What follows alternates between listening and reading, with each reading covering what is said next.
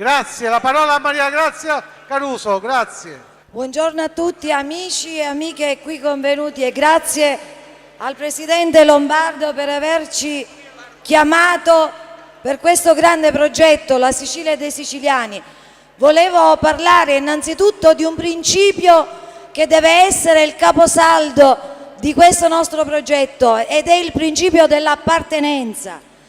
Nessuno, amici miei, vuole più appartenere a nessuno e a nessuna cosa, per essere liberi di fluttuare a piacimento da un partito all'altro, da un movimento all'altro, per lucrare, per succhiare il sangue come dei vampiri di chi milita invece con passione nel silenzio, aspettando che arrivi il proprio turno perché le proprie idee possano realizzarsi in progetti veri e concreti per il bene della nostra terra.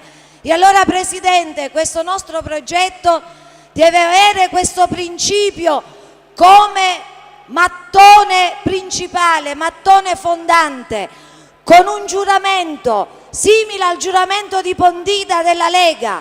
Chi non ci sta, che stia fuori dal nostro movimento. Non vogliamo più deputati e senatori eletti con i nostri voti, mandati a Roma, che sono servi del grande padrone. Non ne vogliamo più sentire. Il giuramento è per tutti, per i più piccoli come per i più grandi, a partire dal semplice consigliere comunale e a finire all'europarlamentare.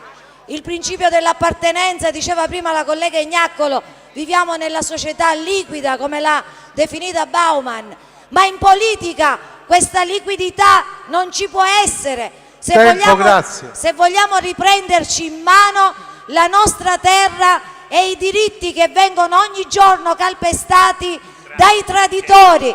I traditori devono andare fuori dal nostro movimento. Grazie, grazie.